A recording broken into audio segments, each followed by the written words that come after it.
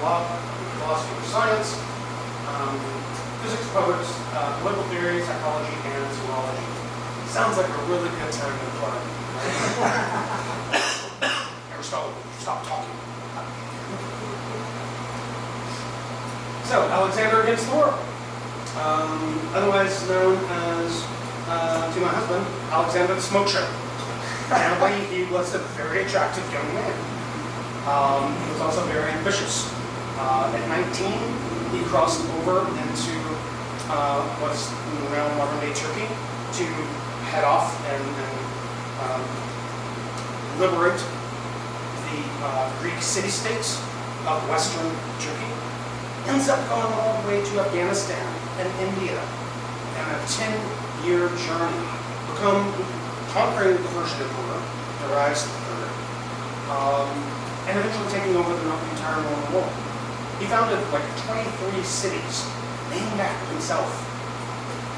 And one of those, guess what? It's Alexandria, Egypt. So here is kind of the meandering. Obviously, he did not have Google Maps. Here are the meanderings of Alexander as he's chasing the armies of Darius III, and also people that were associated with Darius III that were trying to usurp Alexander's power. He did, of course, go down to Egypt before he made all of this nonsense over here. He went down to Egypt, was welcomed by the Egyptians. The Egyptians loved Alexander. They considered him to be a liberator or a savior. And then he went to Siwa Oasis, where he was proclaimed the literal son of God, the literal son of God from whom he was worshipped in Siwa. So therefore, not only does Alexander have political power, political backing, he has intellectual backing, thanks to Aristotle, but he also has now this divine title of being the literal embodiment of the son of an Egyptian deity. So, this is going to be really cool when he dies. Because who's going to claim, who's going to stake a claim on his body once he's dead? Because the Egyptians, as we all know, they love throwing their bodies into tombs and coffins, and worshiping, and venerating the dead. So if we're talking about Alexander the Great, when Alexander dies, who's going to get that body? That is a prestige move. It's not a pious move. That is a move of power and politics. And we even have this, we're not going to get into the details of it, we have this struggle between Alexander's homeland in Macedonia and Alexander's general Ptolemy, who is more than likely, I believe, it's not been proven, I believe it was his half-brother. So Ptolemy is going to be Ptolemy's soldier. He's going to crown himself the king of Egypt. And he and his son are going to be the ones who actually build and fund the library of Alexandria. Ptolemy was also a tutor, a student of Aristotle. And so, he's basically basing his claim off of possible blood lineage to Alexander, being older than Alexander, being a hardened war general of Alexander, who followed him everywhere. And so he comes back to Egypt, and what does he do? He actually, in Babylon, where Alexander dies, he actually steals the body, the entire panoply of the catafalque and the funerary bier, the body of Alexander himself. And instead of where it was supposed to go, where Alexander was from, Macedonia, he actually steers it into Alexandria, Egypt itself, securing his own power of that country. And Egypt is really rich at this time, in comparison to other people. I think there was enough. Alexandria at that time was a tiny village. I'm sorry? I doubt if he took his body to Alexandria right on. There wasn't anything there yet. It was a small village. One of the biographers, Appian, says that he did, but it is still conjecture. 3 centuries later.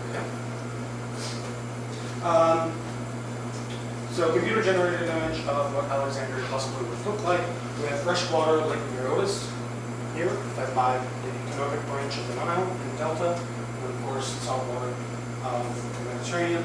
This island is called Pharos Island, and this was the location of the famous lighthouse of Alexandria, which is considered to be one of the seven wonders of the ancient world. Now, that's Alexandria, considering the size of the screen, we're not going to read this. But we have different districts. Rhakotis here is a small fishing village that was initially just Egyptian. All right, so no Greeks. It was like, you know, Alexandria is kind of planned out along or around the Rhakotis district. We have the Jewish quarter. We have a significant Jewish population in Alexandria and will for the rest of its history, even today. And then we have this center area. So the Bruchion district. The Bruchion district is the royal quarter. And for this specific map, if you can see it, there's a small rectangle marked museum. Now, we're going to get into this a little bit later. We're only 30 minutes in, so bear with me. The museum and the library were probably one and the same. So no different from, say, if you go to the Art Institute downtown on Michigan Avenue. They have archives, right? They have, you know, repositories of things that are not on display, but they also have things that are on display. So that's kind of the best estimate that we can get as far as what the museum was. The museum is mentioned a few times, unfortunately. Sorry, I'm bringing the sexy factor in. Only a few times, but we don't know what it looked like. We don't know exactly what it entailed. Now, Strabo, we're going to talk about my pal Strabo in just a minute, because I'm loving me some Strabo. He gives us one of the more accurate details of the architecture and layout of the library itself and the cities surrounding the docks. You can't read this. This is basically the Ptolemaic family line. Everybody's related to everybody. But uncles are marrying nieces, sisters marrying brothers, having kids. That's going to take its toll a lot, right? At the very end, you have these intergenerational incestuous relationships that's going to take a physical and psychological toll on these rulers who are in control of Alexandria. And the last one, who to me is probably the most brilliant of all of 320 years of the Ptolemaic family line, is Cleopatra II, Cleopatra the Great. She had her shit together. She was playing a man's role in a man's world when she was a woman. She died probably when she was about 40, and it's been, you know, romantically presumed that she committed suicide. I would disagree with that. I also have a very close friend, you guys know who I'm talking about, who suggests that she was actually murdered by the first emperor of the Roman Empire, Augustus, as a political move, and then postulated or published the fact that, oh, Cleopatra was this, you know, horrible Orientalist queen, you know, this despotic queen. She had children. She was a seductress. You know, she slept with Caesar. She slept with Mark Antony. She had kids, and you know, he basically is publishing this statement saying that, you know, she took the coward's way out by committing suicide. I don't agree with that. I don't. I have my reasons, but it's another place. Was she in Ptolemy brothers? No, she was actually married. She was married to her brother, who was Ptolemy the 14th. But then she had him killed. Not uncommon. Oh, I understand. Not uncommon. So Ptolemy Philadelphus, this is the second Ptolemy, right? This is the guy that, you know, can really firmly start establishing the history of the library on. Ptolemy Soter was one of the successor kings to the Empire of Alexander. He served not only as king of Egypt, but also the founder of the Ptolemaic dynasty, which ended with the famous Cleopatra, who were just introduced. Not the introduction, you know, she's. So the Serapeium. So the god Serapis, once the Greeks really took hold and established themselves as legitimate rulers, there was a deity that was invented. And this was based off of a synchronized deity, ancient Egyptian deity, Osir, or Osiris, and Apis, the bull god, manifestation of Ptah. Now, Ptah is, his main site is Memphis, the traditional capital of where kings are crowned. So this was completely a political move on the Greeks' part, saying, oh, we're Greeks, but we're going to kind of combine your religions together and create a new god that everybody can worship, the Greeks and the Egyptians themselves. Didn't go over too well. So at this point, the library was still in its infancy, and Ptolemy actually had ships that were coming into Alexandria. Alexandria is, thriving metropolis. It's still being built, much like what Eric had asked. It's still being built. It's still developing. It's still growing. But you still have, Egypt is the breadbasket of the Mediterranean. Ships are coming in. Ships are going out. And so Ptolemy decides, oh, okay, well, if I'm going to establish my rule over the Egyptians and the Ptolemaic kingdom of the Near East, I need to learn what these people are about and learn what they're studying, what they're reading, what their sacred manuscripts are, what their traditions are. And so therefore he starts confiscating from these ships logbooks, works of literature, papyri, cuneiform tablets from all over the world. And he would actually mark them with a small wooden tag that said ekphoion from the ships. So basically, he's holding ransom the books that are coming in from these ships, keeping the originals, making copies, and then sending the copies back to the original owners, so he can have the originals himself. Ptolemy Silver does this. Ptolemy, his son, Ptolemy II does this. Those are mainly, Ptolemy III does it as well. I don't think anybody else after that does it. So the Serapeum is a small temple dedicated to this god Serapis, this Egyptian Greek god Serapis. And apparently this early in the game, the library itself, the proper library itself, was so overflowing that they actually had to build a second daughter library away from the piers, away from the docks. And this is called the library, or the daughter library of the Serapeum. So this is Serapis. Kind of looks like God.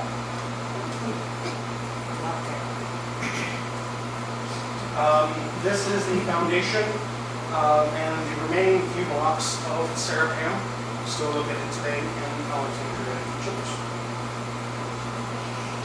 So Timon of Phileus. So even as early, 320 to 235-ish. Even very early, again, to Eric's point, how fast did Alexandria grow, how fast did the library grow. This dude, was so bitter because Alexandria became the center of the world as opposed to Athens, that he wrote this. Many are feeding in populous Egypt, scribblers on papyrus, ceaselessly wrangling in the birdcage of the Muses. So the birdcage of the Muses is the library. Basically, dude didn't get published, and he was just bitter against everybody else who was working. And so he made fun of the library as calling it some sort of gilded cage where all of these scholars were fed, were housed, they had jobs, they could do their own work, and it was all paid for by the royal house, not him. So he was well named. This quote comes from Timon of Phileus, the Greek poet and philosopher who watched as the greatest poets of his age set up across the Mediterranean, right under the patronage of Ptolemy. And the new library of Alexandria was certainly this bird cage. It wasn't just completely competitive scribbling. Timon despised these poets and his views as pedantry. Basically, these aren't real scholars, they're not real scribes. They're just sucking up to the king just so they can get, free hot meals and a bed. Which is not necessarily. Library, or the Lighthouse of Alexandria is from Ethiopian, can't remember which one. I tell for it out to you on it. Kind of gives you an idea. Now this monument, this was built under Ptolemy the second, so Soter's son, and also completed by Ptolemy the third. Throw on Ptolemy's out there. But this was literally the beacon of the eastern Mediterranean until the 12th century, when it was finally toppled by an earthquake. Today, the foundation is actually the foundation of an Islamic fort. The remains of the lighthouse of Alexandria still to be found in the Bay of Alexandria. So we have French Egyptology team, marine divers, for several decades now, that have been able to locate the doorways and lintels, and statuary and sculpture in the Bay of Alexandria, which is not that deep. We're talking maybe 50, 60 feet.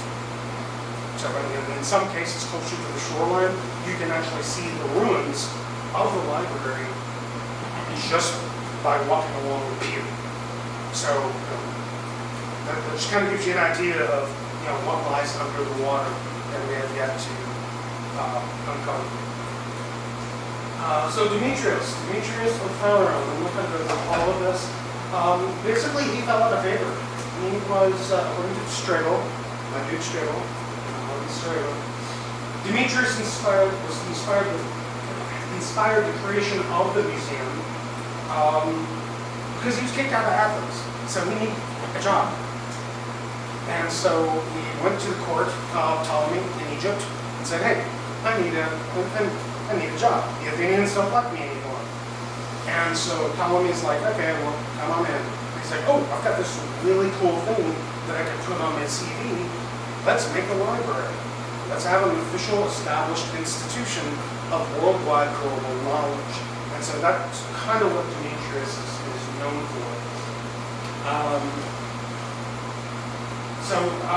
He modeled this after the arrangement of Aristotle's school, the Lyceum, in Athens. So this is not, even though the Library of Alexandria is located in Egypt, it was not an Egyptian institution. Did it possess Egyptian texts? Yes. It also possessed Mesopotamian texts, Jewish texts, other Greek texts, possibly even sub-Saharan African texts. We don't have complete bibliography. We do have a guy who wrote the bibliography, and so that's kind of cool. We'll talk about time with those. So the museum contained a parapet covered walkway. So basically columns with a roof, and this gives rise to a approach in philosophy called the peripatetic school, where the teacher would lead his students around through the columns in the shade, from the sun to lecture. So not necessarily a lecture hall. Now they did have lecture halls, and these are called exedra. So basically kind of a staggered classroom, probably about the size of this room. So an exedra would hold maybe 20 people. The lecturer would be talking to everybody and engaging in discourse. The peripatetic school is more along the lines of hey, it's a really pretty day. Let's go for a walk and talk about the meaning of life. From the letters of Aristeas, composed around 180 to 145, the library was initially organized by Demetrius under the reign of Ptolemy I. Other sources claim that it was instead created under the reign of his son, Ptolemy II. Still some debate. Right? It is during this time that, remember whenever I said Ptolemy II was appealing to all of these different nations, bring me your books, I'm going to steal your books in the harbor anyway, so might as well bring them to me. He wanted the book, he wanted the holy book of the Jews. And so he imported 70 Jewish scribes, put them in individual chambers, and had them translate from the ancient Aramaic, at this time it was Aramaic, it was ancient Hebrew, ancient Aramaic into Greek, the words of the Septuagint. So the Old Testament, basically. And after 70 days, 70 scribes in 70 little separate chambers came up with the exact same translation, which means, to later scholars, that proves the divinity of the Word, of the Bible. And so this happened at Alexandria. So Ptolemy, beloved of his sibling, yeah, that gives you some indication about family relations. He was king of Ptolemaic Egypt, son of Ptolemy Silver and Berenike. He was recorded by Pliny the Elder as having sent an ambassador named Dionysus to the Mauryan court in India, possibly to India's first emperor, Ashoka. And we actually have Greek inscriptions in India talking about this. So that kind of gives you the broad scope of the influence of Alexander and still interconnectedness of the Greek world, the Mediterranean world, and Asia. Ever heard of the city of Kandahar? It was originally Alexandria. Kandahar, Alexandria, and it's still a thriving city today. Alexander's exploits helps to cement and connect older trade routes on both land and sea that we now call the Silk Road. So bringing China, Asia, Southeast Asia in closer to the ancient Mediterranean. Off the coast of Malaysia, once 8 years ago, there was a small shipwreck, not really very well preserved, but there were ancient Roman coins from the 2nd century AD in Malaysia. So that kind of gives you the kind of global compass of the world that the library was founded in. So the museum. The museum is basically a temple of the Muses. The Muses are here. I'm not going to talk too much about them. You can Google them. They're really cool chicks. Very chill. They are the daughters who embody the arts, sciences, literature, poetry, and music. And so the museum, as it's called in Greek, becomes museum in our modern day vernacular. So here we have Calliope, Clio, Erato, Euterpe, Melopone, Polyunia, Terpsichore, it sounds like a spice that we put. Half gram of Thalia and Urania. Urania, the muse of astronomy. So sciences were being pursued, arts, literature. Aristophanes was the dude who, in Alexandria, he had heard this kind of myth that further south in the city of Aswan, the very, very bottom of modern day Egypt, very important city, very cultic city, even in the Greek period. He had heard that on a specific day, there was a well in Asyut that at noon, the sun would shine down and there would be no shadow cast inside the well. So he used trigonometry, geometry, and all of his mathematical magic mystery to basically calculate, okay, I'm in Alexandria, it doesn't have a moon, right? The sun still casts shadows. But in Asyut, it doesn't cast shadows. So I'm going to send basically the equivalent of a graduate student down to Asyut, right, to make these recordings on this specific day that he had heard of. And then from the travels of this grad student, from his location and origin in Alexandria, Aristophanes was able to estimate the circumference of the Earth, and he was only a couple of 100 miles off. Again, mind-blowing. These are some of the notable authors. Sorry, this is really, really small I will provide my email or in chat, during the Q&A. I'll give you my email if you guys want to access. So Estigius, Archimedes, the father of engineering, Aristarchus of Samos, was the first heliocentric system of the universe. Sorry, Galileo. Callimachus, noted poet, he was the father of bibliography. He was the one who finally, said, okay, we've got all of this material in the Library of Alexandria. How do we organize it? Because there are going to be people who want to read some things and not other things. What do? So he starts organizing his list called Panegyrics, which is a Greek word that just simply means lists. So he was the first bibliographer. He went through the entire collection at his time, of the Library of Alexandria to write down the alphabetically, first the author's name, second the title of the work, and third a brief synopsis, like 2-3 sentences, a brief synopsis of what the scroll contained. So, bibliography. Eratosthenes argued for spherical Earth. That's the guy that I was talking about. Euclid, father of geometry. I'm sure that you've probably been frustrated by him before. Herophilus, notable physician and founder of the scientific method, which is still used today. Hipparchus, founder of trigonometry, also another person I'm personally angry at. I'm not there now. Pappus, he was also a mathematician. And then Hiero, father of mechanical engineering. Hiero actually created a sculpture out of bronze that was a woman who would actually tip over her arm, and wine would be pumped in from her into the wine goblet to make it magically look like it was filling with wine on its own.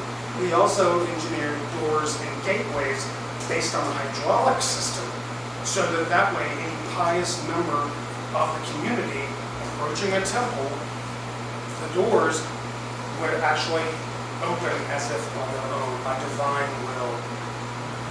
Smoke and mirrors. It's just like, don't pay attention to the man behind the curtain in The Wizard of Oz. It's exactly that. But he did it with ingenuity. He was one of the earliest.